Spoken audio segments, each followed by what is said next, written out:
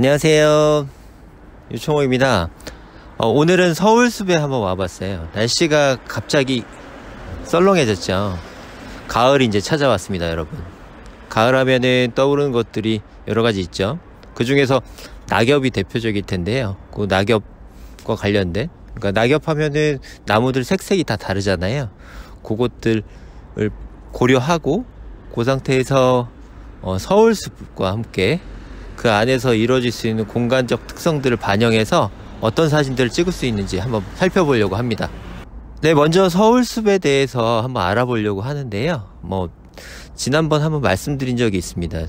공원 사진 촬영을 할 때는 그 주변에 무엇이 있는지, 그 공원은 어떤 특성이 있고 공원이 갖고 있는 어떤 매력이 있는지를 먼저, 인터넷도 좋고요. 그리고 책이나 어떤 문헌들 다 좋습니다. 그런 것들을 통해서 조사를 한번 해보시고 내가 이 공원을 어떻게 생각하고 있는지를 한번 정리하고 오시는 게 좋으실 것 같아요. 서울숲은 말을 갖다 키우는 곳이었죠. 그래서 트랙이 있었던 곳이기도 한데요. 그게 보면 주제를 4가지 주제를 갖고 있습니다. 문화, 생태, 습지, 체험. 그 4가지 주제를 갖고 있다는 걸 좀 염두하고 오셨으면 좋겠어요. 근데 다행인 것은 그 4가지 특성들이 공간에 구분이 되어 있습니다. 그래서 촬영을 하시거나 혹은 산책을 오실 수도 있겠죠. 그러시면서 그 공간 안에서 어떤 주제를 맞춰서 사진 촬영을 하실지를 고려하실 수 있는 어떤 준비가 되어 있는 공원이라고도 할 수 있을 것 같아요. 우선 이제 성수동에서 그 도시하고 이제 가까운 곳에 위치해 있기도 하고요. 한강과도 완전히 맞닿아 있는 형국이라고도 할 수 있어요. 근데 도로로 해서 막혀져 있고 외관으로 보기엔요. 하지만은 밑으로 해서 도로로 다 연결은 돼 있어요. 인도로예요. 근데 이쪽은 보시다시피 격자로 해서 길이 나 있죠. 문화적인 어떤 그 사람들이 모이기도 하고, 그리고 그 안에서 즐기기도 할 수 있는, 그러니까 소위 말해서 우리 센트럴파크 많이 가보셨을 텐데 그런 느낌들을 충분히 느끼실 수 있을 거예요. 그리고 이쪽으로 오면은 건너와서는 사과나무길이 있는 이쪽은 주차장과 인접해 있는데요. 이쪽은 체험 위주로 해서 공간이 구성되어 있고, 쭉 해서 소로로 해서 쭉 가다 보면 이쪽은 생태적인 요소들을 많이 반영하고 있어요. 그리고 우측에서, 화면에서 보시는 우측 쪽에는 습지가 위치하고 있습니다. 그래서 공원 한 바퀴를 전부 다 도실 때는 좀 시간이 걸리실 텐데, 이제 계절이 워낙 좋다 보니까 그것에 맞춰서 산책도 하시고 사진 촬영도 하시면서 가을을 좀 즐기실 수 있는 계기가 됐으면 좋겠습니다. 오늘은 가을을 주제로 하다 보니까 다양한 주제로 하긴 할 텐데, 그 주제 중에서 크게 보면은 나무가 있는 풍경, 그리고 나무는 각가지 그 나무의 수종에 따라서 잎의 색깔들이 많이 달라지잖아요. 그 색깔들을 위주로 한번 볼 거고요. 그리고 또 하나는 잎이 갖고 있는 특성, 나무 공간이 갖고 있는 특성에 따라서 콘트라스트, 그러니까 빛을 많이 한번 말씀드릴 거고요. 방금 말씀드린 색과 콘트라스트, 빛에 관련된 것은 연관돼서 한번 말씀드릴 거예요. 그리고 또 하나는 물이 있는 공간들, 어떤 공간은 잔잔한 공간도 있고 어떤 곳은 생태 습지 같은 곳도 있을 거예요. 그런 것들을 한번 살펴보려고 합니다. 그리고 또 하나는 오브제. 서울숲에는 와서 보신 분들은 아시겠지만 여러가지 조형물들도 있고 나무 자체가 조형물로 자리 잡고 있는 것도 있습니다. 그런 것들을 한번 살펴보려고 합니다. 한번 따라와 보시죠.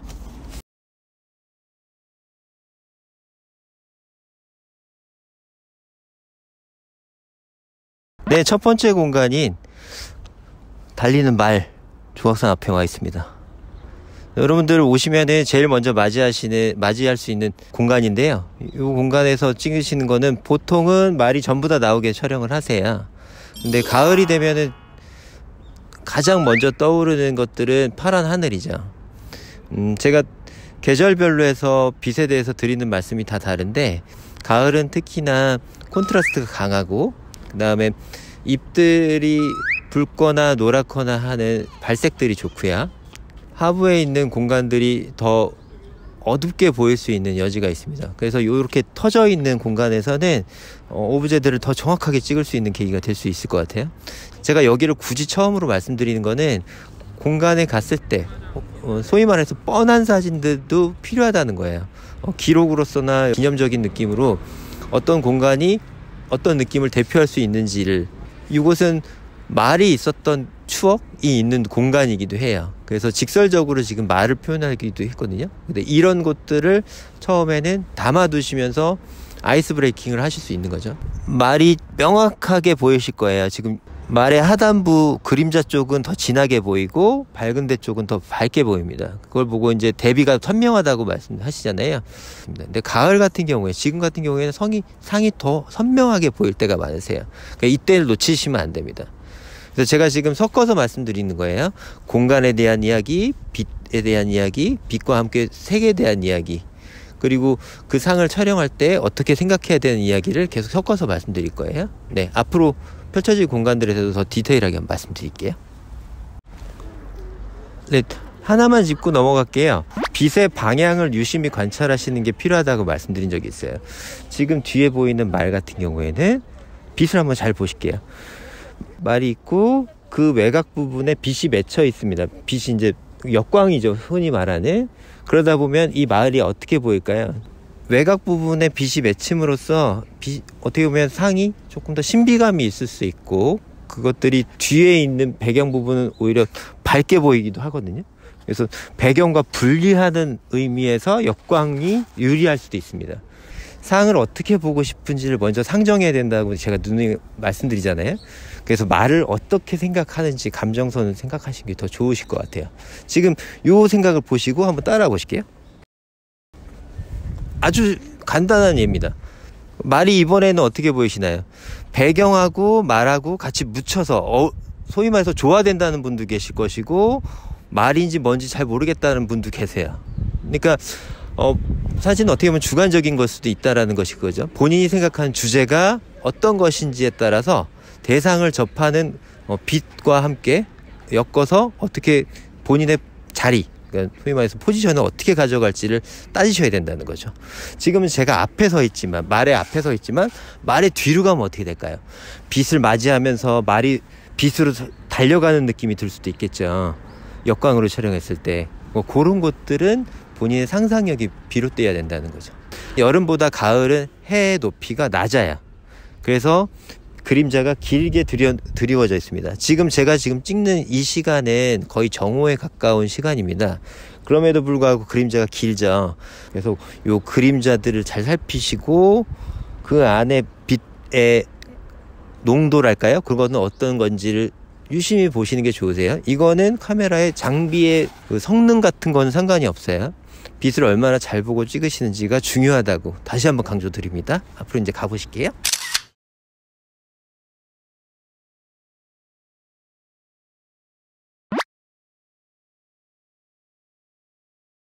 서울숲의 유명한 곳이죠.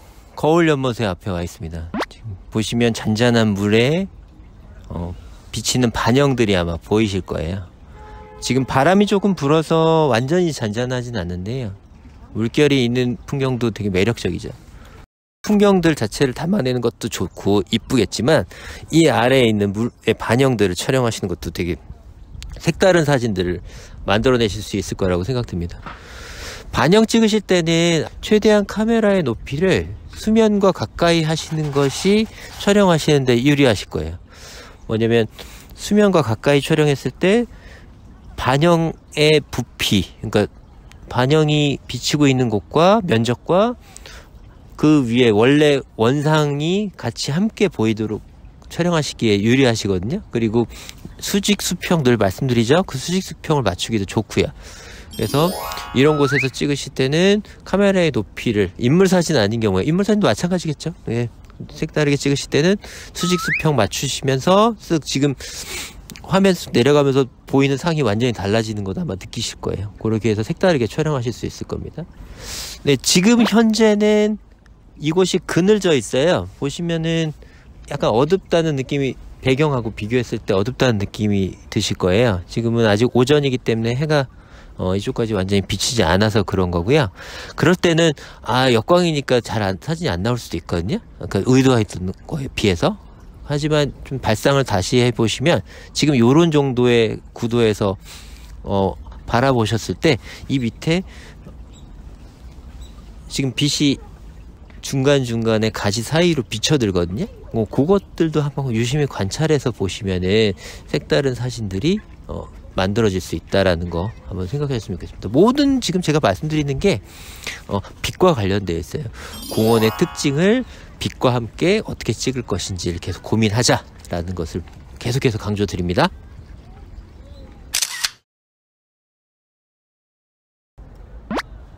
반영을 한번 보고 이제 서울숲의 대표 공간 중에 하나라고 할 수 있겠죠. 여기 넓은 잔디밭 광장에 왔습니다. 지금 보시면은 서울숲 와서 한 번씩은 보시고 아마 사진도 한 번씩은 찍으셨지 않을까 생각이 되는, 지금 뒤에 보시면 은행나무입니다. 은행나무를 배경으로 지금 서 있어요. 서울숲의 대표 공간 중에 제일 넓은 오픈 스페이스 중에 하나예요. 제가 여기를 말씀드리는 것은 아까 말 경주상 같은 경우에는 서울숲의 옛날의 추억들을 갖다가 보여주는 곳이라면, 지금 여기는 어떻게 보면은 현재의 모습을 좀 보여주는 곳이라고 할 수도 있을 것 같아요. 배경 쪽에는 높은 빌딩들이 솟아있고 앞쪽에는 넓은 또 잔디밭이 있는데, 그곳에서 외떨어져서 은행나무가 거대하게 하나 있는 그런 장면, 어떻게 보면은 우리가 머릿속으로 생각하는 공원의 모습일 수도 있다는 생각도 듭니다. 사진으로 말씀드려보면은 지금 제가 서 있는 곳에서는 지금 우리 흔히 말하는 사광이에요. 빛이 옆으로 비치고 있죠. 그래서 하늘 한번 보세요. 하늘을 보시면은 물론 카메라에서 효과가 난 걸 수도 있지만 지금 실제로도 하늘이 파랗게 물들어 있습니다. 소위 말하는 우리 흔히 말하는 가을 하늘이죠. 하늘을 파랗게 담는 걸 어떻게 담습니까? 라고 누가 물어보시면 저는 사광으로 해서 사진 촬영을 하세요 라고 말씀을 드려요. 지금 잘 보이실 텐데 은행나무가 있고 거기서 그림자의 방향을 보시면 빛이 옆으로 해서 비치기 때문에 나무의 입체감은 있으면서 나무의 형태도 그대로 살아나는, 그러니까 사광이 제일 유리하다고도 할 수 있을 것 같아요. 그래서 요런, 또 뒤로 가면 어떻게 될지도 한번 상상해 보시고 각자 포지션 한번 옮겨보면서 촬영하실 수 있을 것 같아요. 그래서 그 안에서 이 나무가 갖는 의미라든지 그런 것들은 이제 더 투영시킬 수 있으실 거고요. 그래서 각각 공간이 갖는 매력들을 충분히 발휘하기 위해서는 빛을 잘 관찰해야 된다라고 할 수 있겠죠. 지금 빛이 이쪽 방향에 있다면 아마 일몰쯤에는 이쪽으로 넘어갈 거예요. 그것들도 감안해서 사진 촬영할 수 있는 시간대를 면밀히 검토해서 촬영을 하시러 오셔야 됩니다. 아시겠지만은 이제 슬슬 낮이 해가 있는 시간들은 짧아지기 시작할 거예요. 그것들을 통해서 언제 촬영하는 것이 더 사진이 극적으로 나오거나 혹은 내가 의도했던 대로 나오는지를 관찰할 수 있으실 거예요. 이런 것들을 바탕으로 한번 생각을 해보시고, 이제 넓은 곳을 한번 찍었으니까 이제 숲과 물이 있는 곳을 한번 가볼게요. 한번 가시죠.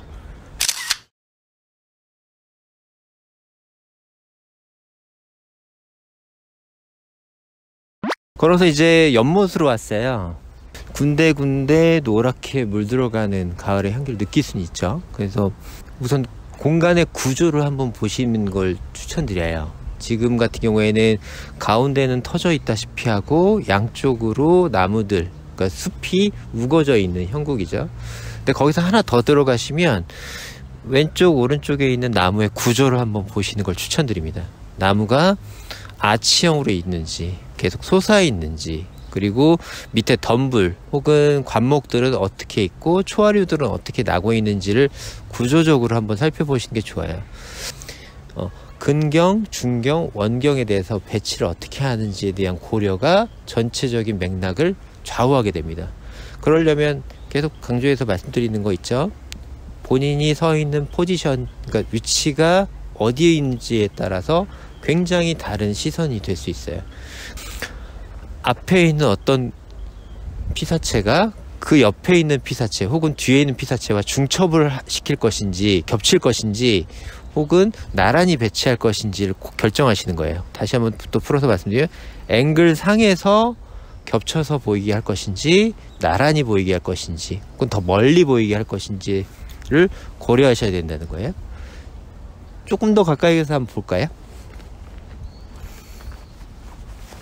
사실 이 계절에는 어떤 그림이든지 사진 찍는 데에 따라서 다 그림처럼 나올 수 있을 것 같습니다.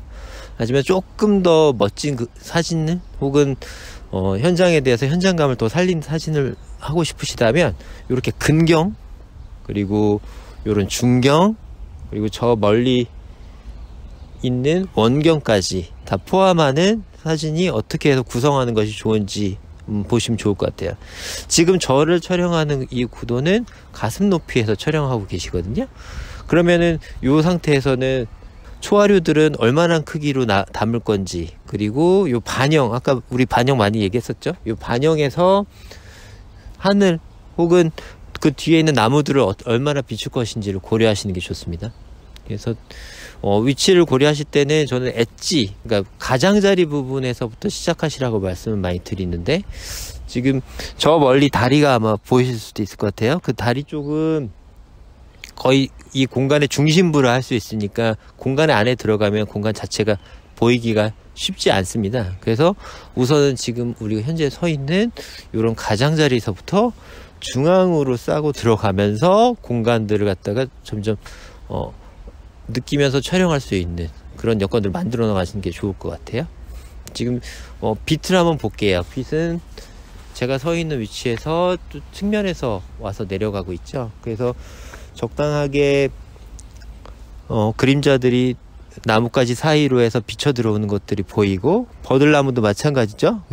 곳곳에서 그림자들, 햇빛들이 비치고 있고, 그리고 제가 살짝 비키게 되면 요 길이 따라서 쭉 해서 가면서 어떤 디자인적인 형태를 만들어 나가는, 요쪽 길을 모티브로 할 것인지 수변을 모티브로 할 것인지 그런 선택들은 개개인의 취향에 따라 다르실 수 있을 것 같아요.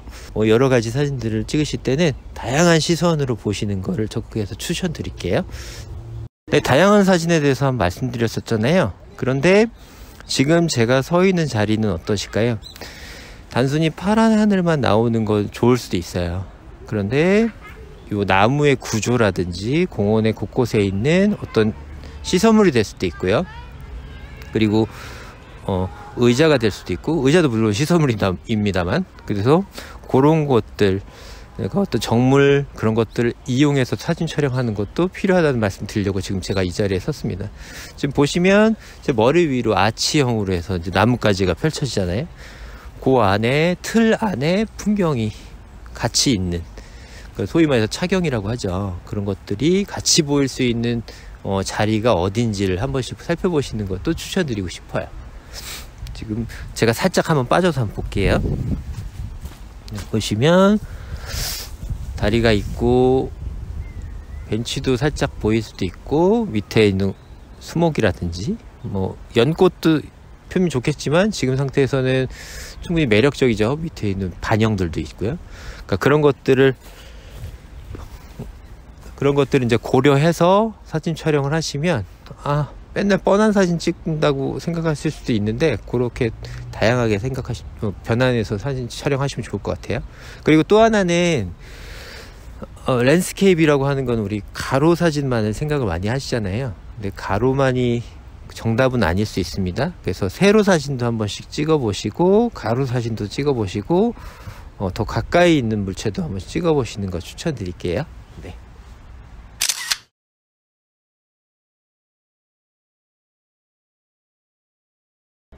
마지막으로 설렘정원 앞에 와 있습니다. 이쪽도 서울숲 보시면은 아기자기하고 이쁜 공간이라서 많이 찾으시는 공간인데요. 이곳을 온 이유는 우리가 커다란 공간들을 많이 봤어요. 하지만 그것만 있는 건 아니죠. 계절감을 느끼게 하는 것은 되게 작은 요소들도 아마 있을 겁니다. 그래서 지금 이렇게 정원으로 꾸며놓은 곳은 큰 단위라기보다는 작은 단위로 해서 식물들을 식재하기도 하고 구조물들을 놓기도 하잖아요. 그런 것들을 감안해서 보시면 좋을 것 같아요. 그럼 뭘 감안해서 보느냐? 한번 가까이 한번 가보시죠. 보면은 이렇게 식물 소재 하나하나가 갖고 있는 매력, 지금 아마 역광이라서 이런 것들이 실루엣처럼 보이실 수도 있고, 그리고 이런 식물들, 잎들 하나하나, 모양 하나하나가 되게 색다르게 느껴지실 수 있을 것 같아요. 잎을 한번 볼게요. 늘 보던 잎이지만 잎 하나하나가 다 다르게 느껴질 수 있다는 거죠. 그래서 우리가 어디에다가 초점을 두고 느끼는지에 따라서 그것들이 다르게 보일 수 있다는 걸 보여드리고 싶어서 지금 이렇게 해서 보여드리고 있어요.